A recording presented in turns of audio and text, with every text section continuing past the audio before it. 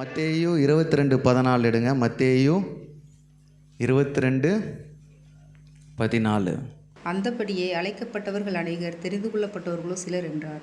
அழைக்கப்பட்டவர்கள் அநேகர், தெரிந்து கொள்ளப்பட்டவர்கள் சிலர். Many are called but few are chosen. நிறைய பேர் அழைத்திருந்தாங்க, ஆனால் தெரிந்தெடுத்தது. இதில் எத்தனை பேர் இன்டர்வியூக்கு போயிருக்கிறீங்க? இன்டர்வியூக்கு போயிருக்கிறீங்கன்னா ஒருத்தரை மட்டும்தான் கூப்பிடுவாங்களா? ஒரு வேலை வாய்ப்பு இருக்குது, எத்தனை பேரை கூப்பிடுவான்? ஒரே ஒரு வேலை வாய்ப்பு இருக்குது, எத்தனை பேரை கூப்பிடுவான்? 1000 பேர் 500 பேரை கூப்பிடுவான். அவனுக்கு என்ன வேணும்?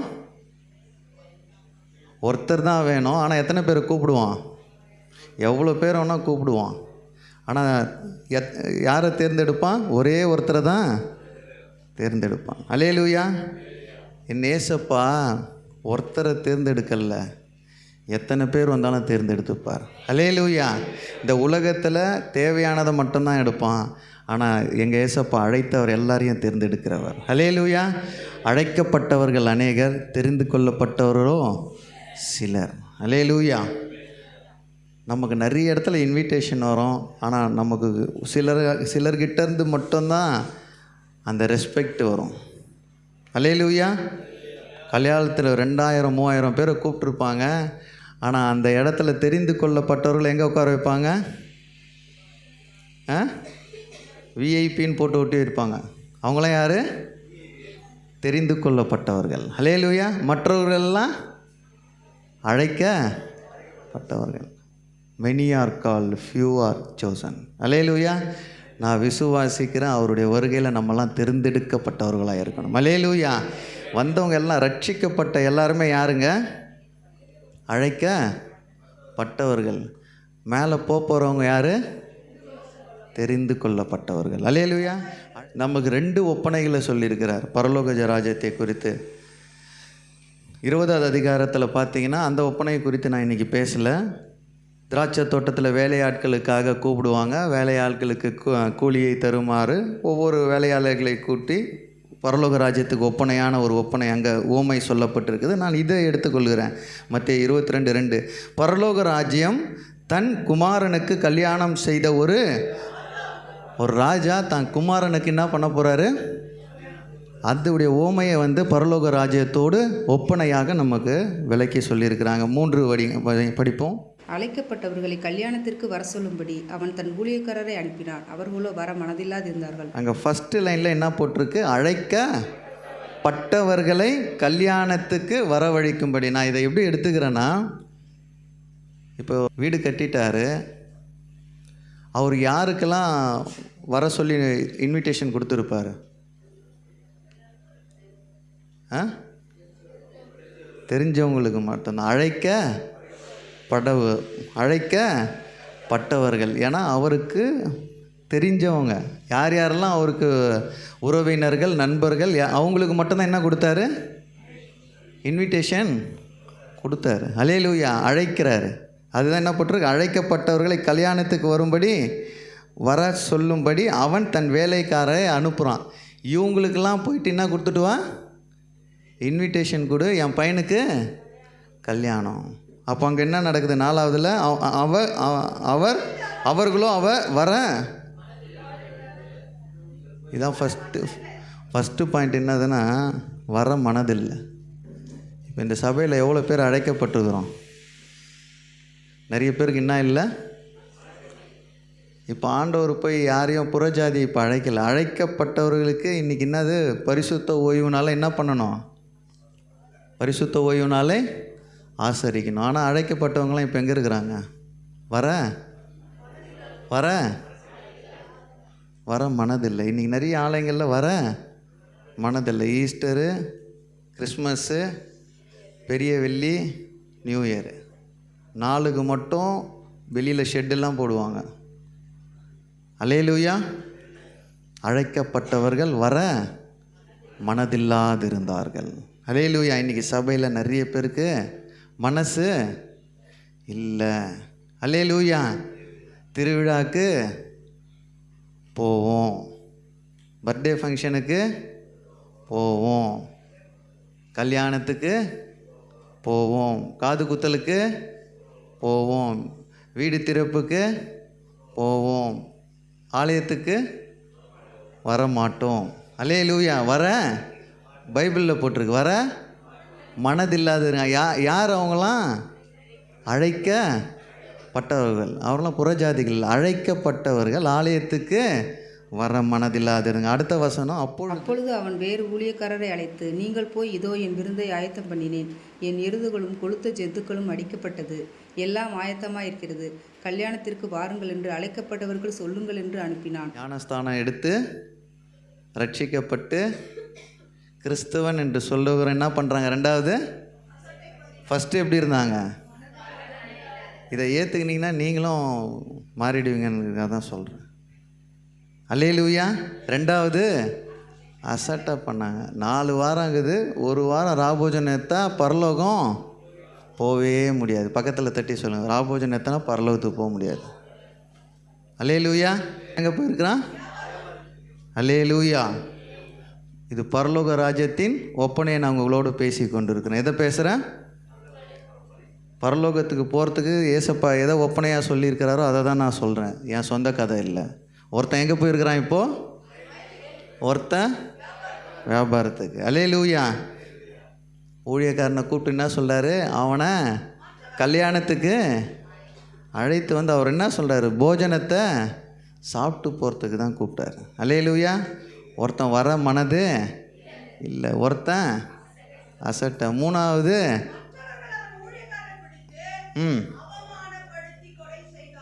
மூன்றாவது என்னது? அவமானப்படுத்துறது. யார்? ஊழிய போய் அவன் என்ன சொல்கிறான்? வாப்பா எங்கள் எஜமான் சாப்பாடு ரெடியா, கொழுத்த கன்றுகள் என்னெல்லாம் போட்டிருக்கு, எருதுகளும் கொழுத்த ஜந்துகளும் அடிக்கப்பட்டிருக்கிறது, எல்லாம் சபையில் வார்த்தைலாம் ரெடியாக இருக்குது, நீ வந்து சாப்பிட்டு போனால் என்ன சொல்லிட்டான் கடைசியா? ஒருத்தன் மனதில்லாமல் இருந்தான், ரெண்டாவது அசட்டை பண்ணான், மூணாவது கொலையை பண்ணிட்டான். போடா நீ என்ன திரும்பி திரும்பி சர்ச்சைக்கு வான்னு கூப்பிட்ற, உன்னை கொலை பண்ணுறான்றான். அல்லேலூயா. இன்றைக்கி விசுவாசியும் அப்படி தாங்கிறாங்க. உங்களை சொல்ல வராதவங்கள சொன்னேன். வயலில் வேலை இருக்குது, வியாபாரத்துக்கு போனேன், இதெல்லாம் சொன்னால் பரலோக ராஜ்யம் வாசல் சின்னது. பக்கத்தில் தட்டி சொல்லுங்கள், வாசல் சின்னது. அல்லேலூயா. நரகத்துக்கு பெருசு, நேராக உள்ளே விழுந்துடலாம். ஆமேன். இந்த வாசல் இது அவர் அளந்து தான் செஞ்சு வச்சுருக்காரு. ஆமேன். சின்ன வாசல் இது. இதுக்குள்ளே போனோன்னா இந்த ஒப்பனையை நம்ம கைப்பற்றியே ஆகணும், கடைப்பிடித்தே ஆகணும். அல்லேலூயா. வர மனசே இல்லை, அசட்டை பண்ணுறான். மூன்றாவது, அவமானமே படுத்திட்டான். அல்லேலூயா. இதை பண்ணதெல்லாம் யார்? அழைக்கப்பட்டவர்கள். இதை பண்ணதெல்லாம் யார்? அழைக்கப்பட்டவர்கள். ராஜாவுக்கு கோபம் வருது. அப்படியே அடுத்த வசனத்தை வாசிங்க. ராஜா அதை கேட்டுக்கொண்டு கோபமடைந்து தன் சேனைகளை அனுப்பி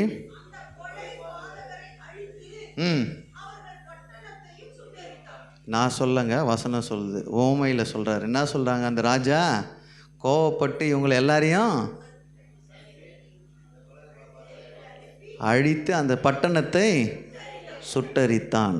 இது வரைக்கும் நடந்ததெல்லாம் யாருக்காகுங்க? அழைக்கப்பட்டவர்கள். அழைக்கப்பட்டவர்கள் யார்?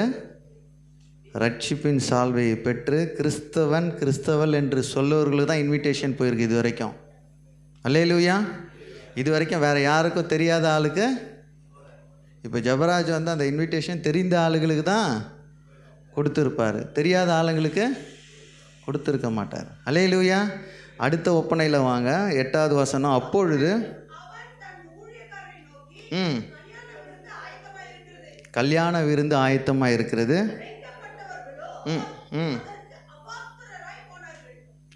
உங்கள் வீட்டில் இன்றைக்கி யார் யாரெல்லாம் வரலையோ போய் சொல்லிவிடுங்க. இந்த வசனத்தை அவங்க காதுக்கு கேட்க மாதிரி வாசிங்க. அழைக்கப்பட்டவர்கள் அபாத்திரமாய் போனார்கள். இப்போ இன்விடேஷன் எங்கே போகுது சொல்லுங்கள்? Unknown person. அவங்க யாரும் அழைக்கப்படாதவர்கள், ரட்சிக்க இயேசுவை அறியாதவங்க இப்போ எங்கே போகுது? வெளியில் போயிடுது. இது வரைக்கும் எங்கே போயிடுது? 2 ஊழியக்காரர் அனுப்பும்போது எங்கே அனுப்பிச்சார்? அழைக்கப்பட்டவங்களை போய் கூப்பிட்டாங்க. இப்போ இன்விடேஷன் மாறுது. அழைக்கப்படாத திருசந்துகளிலும் ஓரங்களிலும் இருக்கிற எல்லாரையும் போய் கூட்டிட்டு வா. இது எல்லாருக்கும் இப்போ புரிஞ்சிருக்குன்னு நினைக்கிறேன். அழைக்கப்பட்டவர்கள் உள்ளே வரல, அழைக்கப்படாதவர்கள் உள்ளே கூப்பிட்டு வந்துட்டாங்க. அப்போ பந்தி எப்படி பரிமாறுவாங்கன்னா, அப்பா நிறைய வாட்டி சொல்லுவார், கிறிஸ்மஸ் ஆனால் அவங்க ராயபுரத்தில் இருக்கிற எல்லா குஷ்டரோகிய பிச்சைக்காரங்க எல்லாரையும் வீட்டுக்குள்ளே கூப்பிட்டு வந்து தான் சாப்பாடு போடுவாங்க, வீட்டுக்குள்ளே உட்கார வைத்து. ஆனால் அந்த காலத்தில் எப்படின்னா, இந்த மாதிரி கல்யாணம் நல்ல பெரிய விசேஷங்கள் நடக்கும்போது வஸ்திரம் தந்துடுவாங்க அவங்களுக்கு. அல்லேலூயா. அந்த வஸ்திரம் இல்லாமல் உள்ள யாரையும் அலோவ் பண்ண மாட்டாங்க. அந்த கல்யாண வஸ்திரம் எல்லாருக்கும் காமனாக இருக்கணும். பெரியவன் சின்னவன் தாழ்ந்தவன் பெரியவன் கிடையாது, எல்லாருக்கும் வஸ்திரங்கள் கொடுக்கப்பட்டு பந்தி அமர செய்வார்கள். இப்போ ராஜா வந்து பார்க்குறாரு, நிறைய பேர் வந்துட்டாங்க. இவங்களாம் யார்? அழைக்கப்பட்டவர்கள் அல்ல, புறஜாதிகள். இன்விடேஷன் கொடுத்தோன்னே உள்ளே வந்துட்டாங்க. அதெல்லாம் ஒருத்தருக்கு மட்டும் அதெல்லாம் என்ன இல்லை சொல்லுங்களேன்? வஸ்திரம் இல்லை. அதனால் ராஜாவுக்கு என்ன ஆகிடுது? கோவமாட்ட அவனை தூக்கி இருட்டில் போடுங்கன்றார். அல்லேலூயா. பரலோக ராஜ்யத்தில் நீ அழைக்கப்பட்டு உள்ளே வரலனாலும் அழைக்கப்பட்டாலும் என்ன வேணும்? என்ன வஸ்திரம் வேணும்? கல்யாண வஸ்திரம் வேணும். இங்கே ரட்சிப்பின் வஸ்திரம் இல்லைன்னா எங்கே போக முடியாது? அங்கே பிதா தேவையில்லண்டுவார். அல்லேலூயா, அல்லேலூயா. நீ அழைக்கப்பட்டு இருந்தாலும் உனக்கு என்ன வேணும்? வஸ்திரம் வேணும். அழைக்கப்படாத மேல் இருந்தாலும் என்ன வேணும்? வஸ்திரம் வேணும். அல்லேலூயா. கூப்பிட்டாரு, முடிஞ்சது, இருட்டு ரூமில் போட்டார். இன்றைக்கி நம்ம சபையில் எவ்வளோ பேர் அழைக்கப்பட்டிருக்கிறோம்? நம்ம எல்லாரும் யார்? அழைக்கப்பட்டவர்கள். ஆனால் எல்லாருமே தெரிந்து கொள்ளப்பட்டோமா? சொல்லுங்கள். எல்லாரும் அவரால் தெரிந்து கொள்ளப்பட்டோமா? இப்போ அவருடைய வருகை இருக்குதுன்னா அவரால் நம்ம தெரிந்து கொள்ளப்பட்டிருக்கிறோமா? அதுதான் அந்த வசனம் சொல்லுது. அழைக்கப்பட்டவர்கள் அநேகர், தெரிந்து கொள்ளப்பட்டவர்கள் சிலர். ஏசப்பா சில குவாலிட்டிகளை பார்க்குறாரு. உங்கள்கிட்ட என்ன பார்க்குறாரு? நீ பாவத்தில் இருந்த உன்னை மன்னித்து ரட்சித்து அரவணைத்துட்டார். திருப்பி நீ அதிலே இருந்தீன்னா அவர் உன்னை நேசிக்க மாட்டார். அல்லேலூயா. நம்ம ஃபேவரட் லிஸ்ட்டில் நமக்கு ரொம்ப பிடிச்சவங்களை எப்படி வைப்போம்?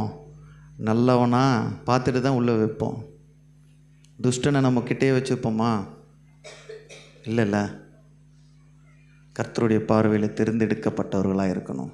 அல்லேலூயா. 1000 பேர் 1000 விசுவாசி இருக்கலாம்.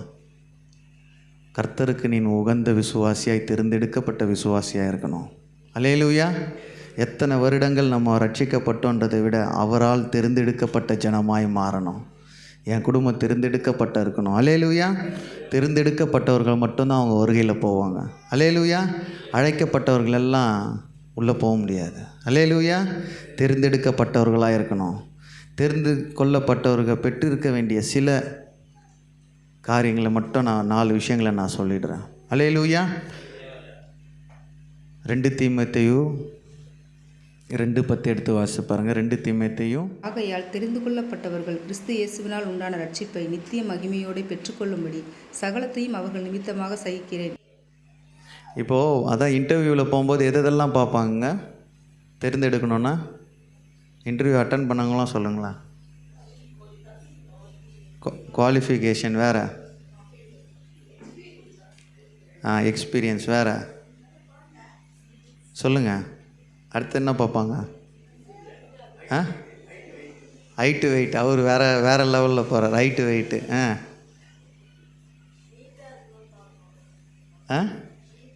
நீட்டாக இருக்கணுமா பார்ப்பாங்க. ஃபஸ்ட்டு எது பார்ப்பாங்கன்னா பேச தெரியுமான்னு பார்ப்பாங்க. என்ன பார்ப்பாங்க? எந்த மொழியில் அவனால் பேச முடியும் பார்ப்பாங்களா? இந்த வேலைக்கு இவன் தகுதியானவனா பார்ப்பாங்களா? இதற்குரிய கல்வி தகுதி அவனுக்கு இருக்கா, முன் அனுபவம் இருக்கா, இதெல்லாம் தான் என்ன பார்ப்பாங்க, மெயினாக பார்க்குறது. இதெல்லாம் இது இருந்தால் தான் என்ன பண்ணுவாங்க, அழைக்கப்படுவாங்க. இதுக்கப்புறமா தான் என்ன பண்ணுவாங்க, தெரிந்து கொள்ள. ஃபஸ்ட்டு இதெல்லாம் இருக்கான்னு பார்த்துட்டு தான் உள்ளே கூப்பிடுவாங்க. அல்லேலூயா. இன்றைக்கி கர்த்தர் நம்மை ரட்சித்து உள்ளே கூட்டின்னு வந்துட்டார். அடுத்தது என்ன பண்ண போகிறாரு, செலக்ட் பண்ண போகிறாரு. அல்லேலூயா. அந்த செலக்ட் பண்ணோன்னா 4 விஷயந்தான். ரட்சிப்பின் நிச்சயத்தை பெற்றிருக்கணும். ஃபஸ்ட்டு என்னது வேணும், நான் ரட்சிக்கப்பட்டன்னு ஒரு நிச்சயமே என்கிட்ட இல்லைன்னா நீ தெரிந்து பட்டவன் அல்ல. அல்லேலூயா. என்னது ஃபஸ்ட்டு, ரட்சிப்பின் நிச்சயம் நமக்கு இருக்கணும். அதான் போட்டிருக்கு, ஆகையால் தெரிந்து கொள்ளப்பட்டவர்கள் கிறிஸ்து இயேசுவினாலே உண்டான ரட்சிப்பை நித்திய மகிமையோடு பெற்றுக்கொள்ளும்படி சகலத்தையும் அவர்கள் நிமித்தமாக சகிக்கிறேன் என்று இதுவர் எழுதுவார். அப்போ ரட்சிப்பின் நிச்சயம் யாருக்கு இருக்கணும், தெரிந்து கொள்ளப்பட்டவர்களுக்கு இருக்கணும். அல்லேலூயா. ரட்சிப்பின் நிச்சயம் யாரெல்லாம் இருக்கிறாங்களோ அவங்களுக்கு யார், தெரிந்து கொள்ளப்பட்டவர்கள். ஆமென். அல்லேலூயா. ரட்சிக்கப்பட்டதின் நிச்சயம் இருக்கணும். ஏசாயா 61:10 வாசிங்க. கர்த்தருக்குள் பூரிப்பாய் மகிழ்கிறேன், என் தேவனுக்குள் என் ஆத்துமா களி கூர்ந்திருக்கிறது. மணவாளன் ஆபரணங்களினால் தன்னை அலங்கரித்துக் கொள்கிறதற்கும் மணவாட்டி நகைகளினால் தன்னை சிங்காரித்துக் கொள்கிறதற்கும் ஒப்பாக அவன் ரட்சிப்பின் வஸ்திரங்களை எனக்கு உடுத்தி நீதியின் சால்வை எனக்கு தரித்தார். அப்போ தெரிந்து கொள்ளப்பட்டவன்னா என்ன இருக்கணும்னா, ரட்சிப்பின் வஸ்திரம் இருக்கணும். அதான் ரட்சிப்பின் நிச்சயம் இல்லைன்னா அவன் தெரிந்து கொள்ளப்பட்டவன் அல்ல. அல்லேலூயா. ஏதோ ரட்சிக்கப்பட்டோம்ப்பா. இன்றைக்கி நிறைய பேருடைய சாட்சி கேட்டிங்கன்னா, நானா கடன் இருந்தது, அந்த கடன் அடைஞ்சது ஆண்டவர் ஏற்றுக்குன்னு, அது ரட்சிப்பே கிடையாதுங்க. அல்லேலூயா. கர்த்தர் என்னை பாவத்திலிருந்து மனம் திரும்ப வைத்தார். ஆமென். என் சுவாபம் இப்படி இருந்தது, இப்படி மாறிச்சு. யாருனால, அவர்னால. அல்லேலூயா. ரட்சிப்பின் நிச்சயத்தை பெற்றவன் தான் யார், தெரிந்து கொள்ளப்பட்டவர்கள். அல்லேலூயா. அழைக்கப்பட்டுட்டீங்க, ஆனால் தெரிந்து கொள்ளணும். ஃபஸ்ட்டு என்ன வேணும், ரட்சிப்பின் நிச்சயத்தை பெற்றிருக்க வேண்டும். அல்லேலூயா. அதான் அந்த வசனத்தில் போட்டிருக்கு, கர்த்தருக்குள் பூரிப்பாய் மகிழ்கின்றேன், என் தேவனுக்குள் என் ஆத்துமா களி கூறுகிறது. மணவாளன் ஆபரணங்களினால் தன்னை அலங்கரித்து கொள்ளுகிறதற்கும் மணவாட்டி நகைகளினால் தன்னை சிங்காரித்து கொள்கிறதுக்கும் ஒப்பாக அவர் ரட்சிப்பின் வஸ்திரங்களை எனக்கு உடுத்தி. எப்போ ரட்சிப்பின் வஸ்திரத்தை உங்களுக்கு போட்டுடுறாரோ, நீங்கள் யாருங்க, தெரிந்து அவரால் ஃபஸ்ட்டு நீங்கள் தெரிந்து கொள்ளப்பட்டவங்களுக்கு யார் இருக்கும், என்ன இருக்கும், ரட்சிப்பின் வஸ்திரம் உங்கள் மேலே விழுந்துடும். அல்லேலூயா. பாவத்தின் வஸ்திரம் வெளியில் போயிடும். ரட்சிப்பின் வஸ்திரம் யார் மேலாம் விழுந்துடுதோ, ரட்சிப்பின் நிச்சயம் யாரெல்லாம் இருக்கோ அவங்க யார், தெரிந்து கொள்ளப்பட்டவர்கள். அல்லேலூயா. 2வது, விசுவாசத்தின் கிரியை நம்மகிட்ட இருக்கணும். என்ன இருக்கணும், தெரிந்து கொள்ளப்பட்டவர்னா என்ன இருக்கணும், விசுவாசத்தின் கிரியை இருக்கணும். முதலாவது என்ன சொன்னேன், ரட்சிப்பின் நிச்சயம் நமக்கு இருக்கணும். நான் ரட்சிக்கப்பட்டேன், என் மேலே ரட்சிப்பின் சால்வை என் மேலே தான் இருக்குன்னு ஒரு நிச்சயம் இருந்தால் தான் அவன் யார், சோசன் பர்சன். ஓகே. 2வது, விசுவாசத்தின் கிரியை இருக்கணும். 1 தெசலோனிக்கேயர் 1:2. தேவனுக்கு பிரியமான சகோதரரே, உங்கள் விசுவாசத்தின் கிரியையையும் உங்கள் அன்பின் பிரயாசத்தையும் நம்முடைய கர்த்தராகிய இயேசு கிறிஸ்துவின் மேலுள்ள உங்கள் நம்பிக்கையின் பொறுமையையும் நம்முடைய பிதாவாகிய தேவனுக்கு முன்பாக நாங்கள் இடைவிடாமல் நினைவு கூர்ந்து. உங்கள் விசுவாசத்தின் கிரியை, இதை எழுதிங்க. உங்கள் விசுவாசத்தின் கிரியைகள். தெரிந்து கொள்ளப்பட்டவர்களுக்கு என்ன இருக்கணும், விசுவாசத்தின் கிரியை இருக்கணும். கிரியில்லாத விசுவாசம் செத்தது. அல்லேலூயா. நமக்கு வசனம்லாம் கரெக்டாக தெரியும், ஆனால் விசுவாசம் ஒரு பிரச்சனை வரும்போது தான் விசுவாசத்தை பற்றி அவங்கவுங்க விசுவாசம் அவங்களுக்கு தெரியும். அல்லேலூயா. கிரியுள்ள விசுவாசமாக இருக்கணும். அல்லேலூயா. ஆபிரகாம் விசுவாசத்தின் தந்தைன் என்று அழைக்கப்பட்டான். அல்லேலூயா. கிரியையுள்ள விசுவாசம். விசுவாசம் எப்படி இருக்கணும், கிரியையோடு இருக்கணும். பக்கத்தில் தட்டி சொல்லுங்கள், விசுவாசம் கிரியையோடு இருக்கணும். விசுவாசிக்கிறோம், ஆனால் கிரியை நம்மக்கிட்ட. ஜெபிக்கிறோம், நாளைக்கு பதில் வரலன்னா அந்த விசுவாசம் என்ன ஆகிடுது? குறைஞ்சி கூட இல்லை, எல்லாமே போயிடுது. இது எனக்கு செய்ய மாட்டார்னு நம்மளே முத்திரை குத்திடுறோம். இல்லை, விசுவாசத்தின் கிரியை யார்கிட்ட இருக்கோ அவன் தான் யாருங்க? தெரிந்து கொள்ளப்பட்ட நபர். அல்லேலூயா. முதலாவது எப்படி இருக்கணும்? ரட்சிப்பின் நிச்சயம் இருக்கணும். அல்லேலூயா. நான் எல்லாமே உலகத்தோடு ஒப்பிட்டு நான் பார்க்கும்போது, இப்போ ஒரு இன்டர்வியூக்கு போகிறேன், இந்த வேலை எனக்கு கிடைச்சிரும்னு ஒரு நிச்சயம் இருந்தால் தான் அங்கே நான் செலக்ட் ஆவேன். இல்லையா? உண்மையாக இல்லையா? இப்போ அப்ளை பண்ணும்போது இது எனக்கு கிடைக்காதுன்னு போவீங்களா? ஒரு நிச்சயம் நம்மளுக்கு என்ன இருக்கும்? இதை நான் பெற்றுக்கொள்ளுவேன். அதுதான் ரட்சிப்பின் நிச்சயம் நமக்கு இருக்கணும். அப்போ தான் யார்? தெரிந்து கொள்ளப்பட்டவன், ரட்சிப்பின் வஸ்திரத்தை அணிந்தவர். ரெண்டாவது விசுவாசத்தின் கிரியை. அதுதான் 1 தெசலோனிக்கேயர் 1:12 என்ன வாசிக்கிறோம்? நம்முடைய தேவன் உங்களை அழைப்புக்கு பாத்திரராகவும் தமது தயவுள்ள சித்தத்தின் முழுவதையும் விசுவாசத்தின் கிரியையும் பலமாய் உங்களிடத்தில் நிறைவேற்றவும் வேண்டுகிறேன் என்று அந்த வசனத்தை முடிக்கிறாங்க. விசுவாசத்தின் கிரியை இருக்கணும். நீண்ட நாட்களாய் காத்திருக்கும் போது ரொம்ப பலவீனம் வரும். அல்லேலூயா. ஆனால் விசுவாசத்தோடு நம்ம நிற்கும்போது தான் நீங்கள் யாராக இருப்பீங்க?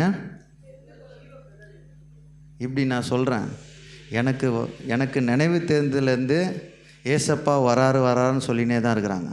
உண்மையா இல்லையா? ஆனால் அந்த விசுவாசத்தில் நம்ம இறங்கவே கூடாது. உண்மையா இல்லையா? புறஜாதி என்ன சொல்லலாம்? நீங்கள் காலமெல்லாம் என்ன சொல்கிறீங்க?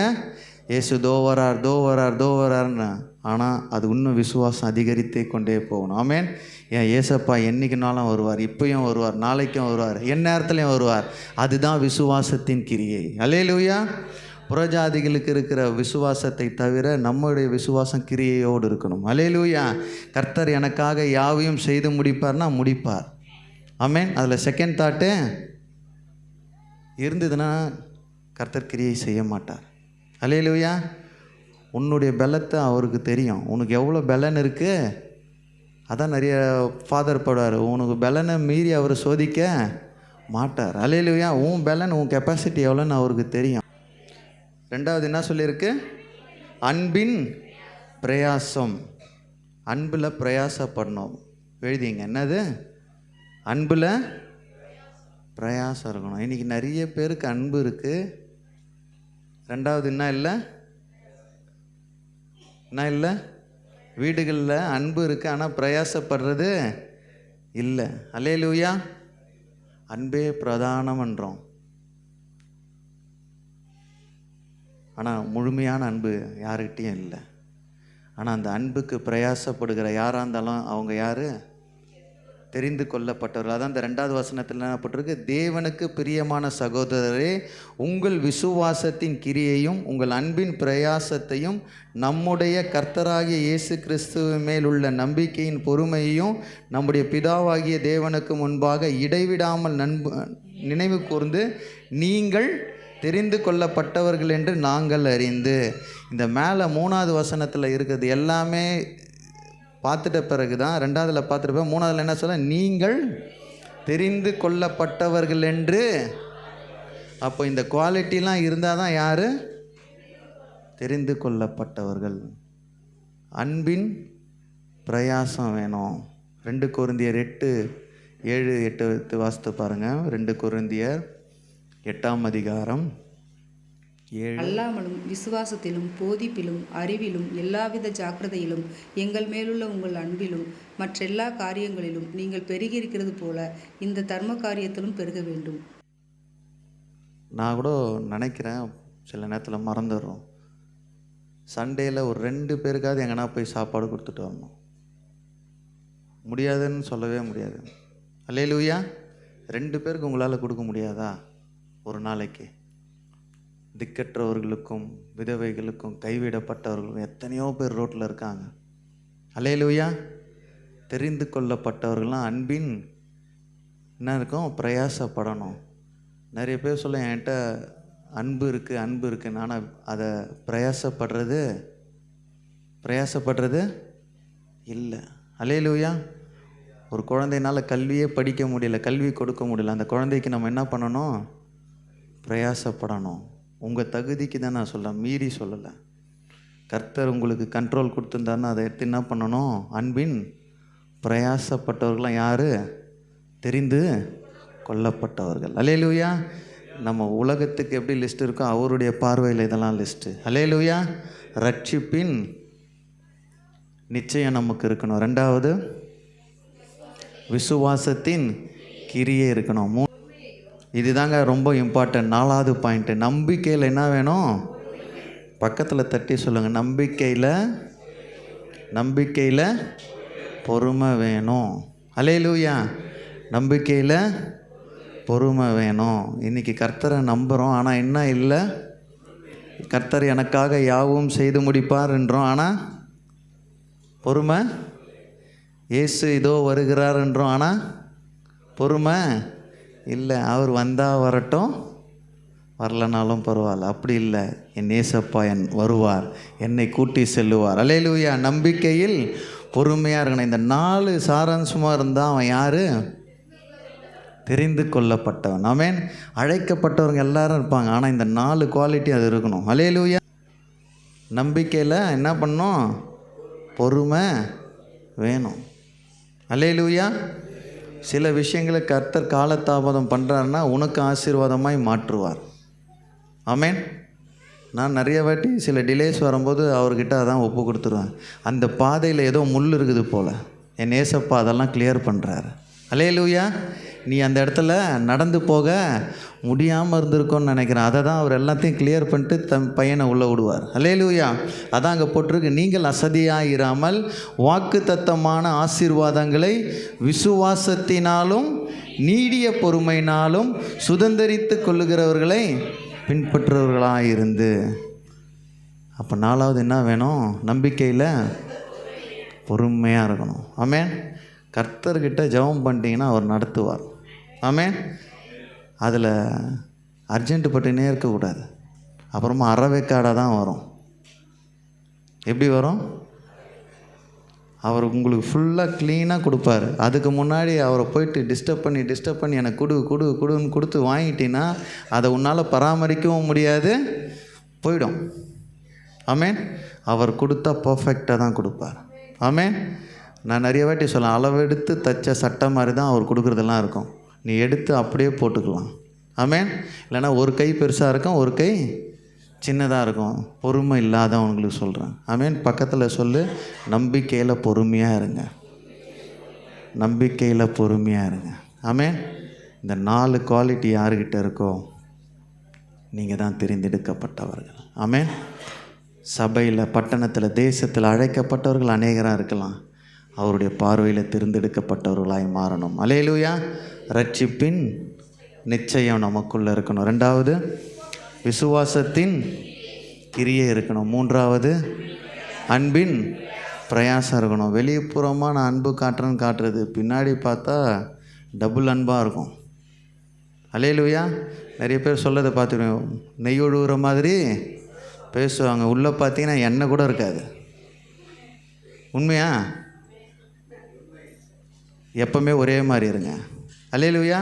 ஒரே மாதிரி அன்பை காட்டுங்க. உள்ள ஒன்று வெளியில் ஒன்று இருக்கவே கூடாது. வேஷமாகவே மனிதன் திரிகிறான். வேஷம் போடாது. வேஷம் போட்டிங்கன்னா நீ தெரிந்து கொள்ளப்பட்டவன் அல்ல, வெளியில் நிறுத்திடுவார். சட்டை உனக்கு இல்லைடா. என்ன பண்ணார் அவர்? அந்த ஆள் என்ன பண்ணார்? தள்ளிட்டு கையை காலை கட்டி இருட்டில் போட்டுருவார். அல்லேலூயா. அன்பின் பிரயாசம் பண்ணணும். ஆமென். 4வது நம்பிக்கையில் பொறுமையாக இருக்கணும். ஆமென். பொறுமை உள்ளவன் தான் ஜெயிப்பான். ஆமென். ஆபிரகாம் ஜெயித்தான். எல்லாருமே யாரெல்லாம் பொறுமையாக இருந்தாங்களோ அவருடைய வாக்கு, அதுதான் அதில் போட்டிருக்கு, வாக்கு தத்தமான ஆசீர்வாதங்களை விசுவாசத்தினாலும் நீடிய பொறுமையினாலும் சுதந்திரித்து கொள்ளுகிறவர்களை பின்பற்றுவர்களாக இருந்து. யாரை ஃபாலோ பண்ணோம்? அதை ஃபாலோ பண்ண ஆபிரகாமை மாதிரி நம்ம இருக்கணும். எனக்கு தெரிஞ்சு 25 வருஷம்லாம் குழந்தைக்கு யாரும் இன்றைக்கி காற்று இல்லை. 10 டாக்டர் அதுக்குள்ளே பார்த்து எப்படியாவது வந்துடணும், செயற்கை கருத்திருச்சாவது. அல்லேலூயா. இல்லை, விசுவாசத்தில் நம்பிக்கையில் பொறுமையாக இருக்கும்போது அவர் முழுமையான ஆசீர்வாதங்களை தரும். நான் இதில் என் சைடு தான் நான் யோசிப்பேன், இந்த தெரிந்து கொள்ளப்பட்டதில் நான் உள்ளே இருக்கணும். எத்தனை பேருக்கு அந்த ஆசை இருக்குது? ஆமேன். சில விஷயங்களை நிறைய பேருக்கு பண்ணலாம், சில விஷயங்களை எனக்காக மட்டும்தான் நான் பண்ணுவேன். ஆமேன். இந்த விஷயத்தை எனக்காக மட்டும்தான் பண்ணுவேன். நான் தெரிந்து கொள்ளப்பட்டவனா, நான் எல்லா நற்கிரியை பண்ண என் மனைவியை நான் மேலே எடுத்துகிட்டு போக முடியாது. இது எனக்கு மட்டும்தான், என்னுடைய ஆத்துமாக்கு மட்டும்தான் அவர் இதை கொடுக்குறாரு. அல்லேலூயா. அந்த ஆத்துமா வேறு. அல்லேலூயா. என்னுடைய ஆத்துமாவும் அந்த ஆத்துமாவும் ஒன்று சேரணும். அல்லேலூயா. அவர் என்னை தெரிந்து கொள்ள வேண்டுமானால் 4 விஷயங்கள். ரட்சிப்பின் நிச்சயம் இருக்கணும். 2வது விசுவாசத்தில் கிரியை இருக்கணும். இனிமேல் விசுவாசம், கிரியை இல்லாத விசுவாசமே நம்ம வாழ்க்கையில் இருக்கவே கூடாது. 3வது அன்புக்கு பிரயாசப்படணும். 4வது நம்பிக்கையில் பொறுமையாக இருக்கணும். தெரிந்து கொள்ளப்பட்டவர்களால் தான் இன்றைக்கி நம்ம வாழ்ந்து கொண்டு இருக்கிறோம். உண்மையாக இல்லையா? அந்த வசனத்தை மட்டும் நம்ம வாசிப்போம். மார்க்கு 13, 19, 20 மட்டும் வாசித்து எல்லாம் எழும்பி நிற்போம். ஏனெனில் தேவன் இந்த உலகத்தை சிருஷ்டித்தது முதல் இதுவரைக்கும் சம்பவித்திராததும் இனிமேலும் சம்பவியாததுமான உபத்திரவும் அந்நாட்களில் உண்டாயிருக்கும். கர்த்தர் அந்நாட்களை குறைத்திராவிட்டால் ஒருவனாகிலும் தப்பி போவதில்லை. தாம் தெரிந்து கொண்டவர்கள் நிமித்தமோ அவர் அந்த நாட்களை குறைந்திருக்கிறார். யாருனால குறைஞ்சிருக்குங்க? தெரிந்து கொள்ளப்பட்டவர்கள் இன்னும் இந்த பூமியில் இருக்கிறதுனால தான் நிறைய தீங்கு நம்ம தேசத்துக்கு வரல. ஆமேன். அதுதான் அந்த வசனம் சொல்லுது. யாருனால? தெரிந்து கொள்ளப்பட்டவர்களால தான் அந்த நாட்கள்லாம் குறைச்சிருக்கிறாராம். இப்போ வயநாட்டில் வந்த மாதிரி எல்லா இடத்துலையும் வரும். ஆனால் எப்படி குறைச்சின்னு இருக்காருன்னா, தெரிந்து கொள்ளப்பட்டவர்கள்னாலே அந்த நாட்கள் குறைத்திருக்கிறார். ஏன்னா அவருடைய வருகைக்காக அவர் வெயிட் பண்ணுறார். யாரை கூட்டிகிட்டு போவ? தெரிந்து கொள்ளப்பட்டவர்களை கூட்டி செல்ல. அவர்களால் எந்த அழிவும் பூலோகத்தில் நடக்கக்கூடாதுன்னு. அல்லேலூயா. இன்றைக்கி நம்மெல்லாம் அழைக்கப்பட்டவர்களாக தான் இருக்கிறோம். ஆனால் நம்ம சேஃபாக இருக்கிறதுக்கு காரணமே யார்? தெரிந்து கொள்ளப்பட்டவர் கொஞ்சம் பூமியில் இருக்கிறாங்க. அல்லேலூயா. அவர்களால் அந்த நாட்கள் எல்லாம் குறைச்சிட்டார், அந்த அழிவுகள் எல்லாம் குறைச்சிட்டார். அதுதான் அந்த வசனம் போட்டிருக்கு. இந்த காலை வேளையில் நம்மளும் அந்த லிஸ்ட்டில் நம்ம வரணும். அல்லேலூயா. நம்மளும் தெரிந்து கொள்ளப்பட்டவர்களாய் மாறணும், அழைக்கப்பட்டவர்களாய் அல்ல. ஒருவேளை நீங்கள் 1 வருஷத்துலேருந்து 30 வருஷம் வரைக்கும் நீங்கள் ரட்சிக்கப்பட்டிருக்கலாம். நீங்கள் சபைக்கு தினந்தோறும் வரலாம், வாரந்தோறும் வரலாம், காணிக்கை தரலாம், உபவாசம் எடுக்கலாம், ஞானஸ்தானம் எடுக்கலாம். ஆனால் அவரால் தெரிந்து கொள்ளப்பட்டிருக்கணும். அல்லேலூயா. அவரால் தெரிந்து கொள்ளப்படலைன்னா அந்த பரலோக ராஜ்யத்தில் உள்ளே உட்பிரவேசிக்க முடியாது. அல்லேலூயா. அதான் அந்த 1வது வசனத்தில் சொன்ன 2வது வசனத்தில் பரலோக ராஜ்யத்தை குறித்த ஒரு உவமையை உங்களுக்கு சொல்லுகிறேன். அல்லேலூயா. அழைக்கப்பட்டவர்கள் அநேகர், தெரிந்து கொள்ளப்பட்டவர்களோ சிலர். அந்த சிலரில் நம்ம உள்ளே இருக்கணும்.